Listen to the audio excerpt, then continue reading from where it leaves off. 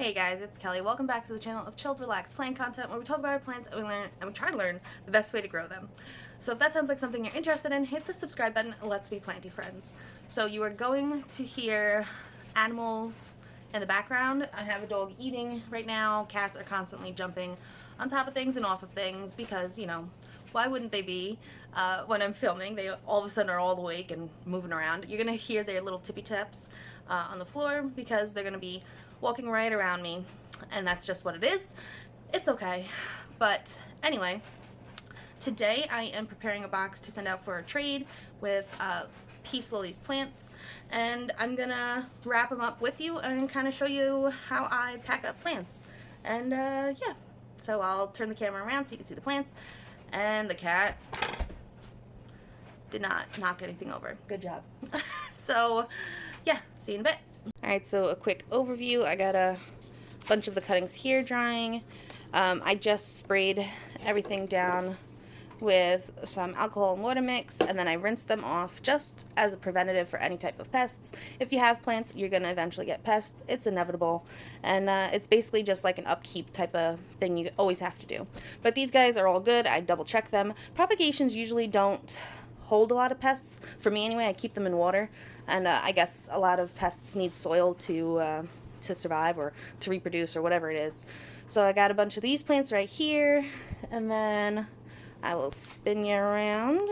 And then I have some plants right here. These guys are drying off. I just sprayed them and rinsed them off, and they're drying out. And yeah, so just a quick overview, and let's start packing these guys up. Okay, so how I normally do it is I just have like a cup of water, I take tissue paper, I wet it, I wring it out. So this is how I pack plants, and then the first one I'm going to be packing up is this lace vine. Ooh, let me make sure you're in the frame. Yeah, so this lace vine, I love this plant. It grows so prolifically. These are the roots, and I got a bunch of it, so she's getting it. Lily, you getting some? Yeah, but I just take the wet napkin, and I wrap the roots. Try not to fold over on any of the leaves. And then I'll wrap it in like a Ziploc bag, label it, and put it in the box. Alright, so we're going to speed past doing the rest of this. I will pause to let you see the plant. And yeah, alrighty.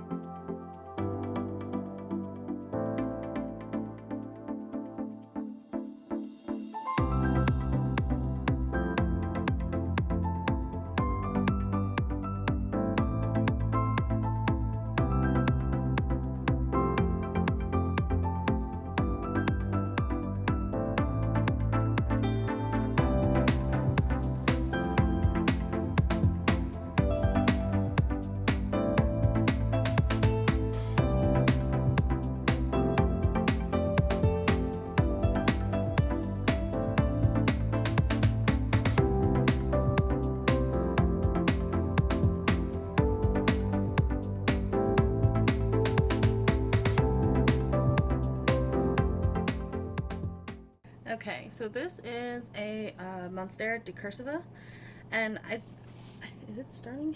So I've been trying to root this guy in water. I took it from soil, took a cutting with roots to root it in water, and there's no new roots, but the roots that are here are still firm. They're not pulling off, and there is a new growth point right here. So I don't know what that means, but this is what the cutting looks like. It did do a little bit of yellowing at this tip.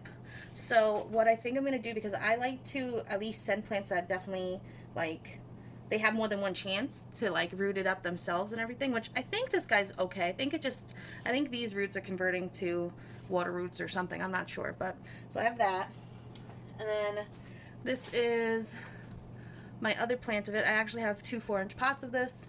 And what I think I'm going to do is cut it right here with this node, like right below this node, and send this piece just bare with no roots and give Lily a chance to root it on her own.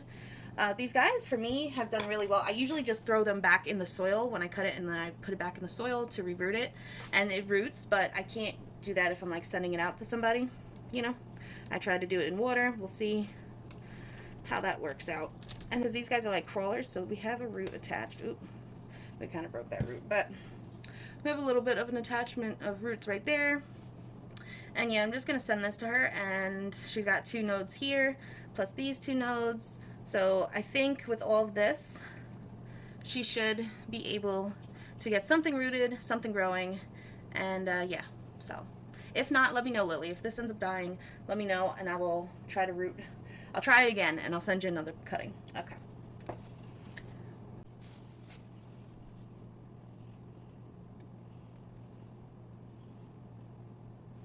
Okay, so everything's wrapped up. I'm just going to go quickly over what was like agreed upon in our trade. There's extra stuff here because I always have too many propagations, and whenever I do a trade, I kind of like propagation dump onto whoever that is, just to kind of like limit the amount or reduce the amount of propagations I have. So this is the Scindapsus silvery Ann. This was agreed upon. The Scindapsus silvery Splash, and this is how I'm going to wrap it, just in a Ziploc and then tape it, just so you guys can see that. The Philodendron Red Emerald, the Peperomia Scandens Variegata, the Mandula Pathos, the Rhaphidophora Tetrasperma, the Monstera Siltepecana, and the Monstera decursiva. And then everything else is just stuff I've had lying around for too long that I'm just gonna kind of pass on. And yeah, so I think that is it. Oh, and yeah, let me know, out of all of these, what would you be excited to get in a trade? And yeah, what's your favorite plant? Alrighty guys, until later, or until next time, relax, plants, and peace out.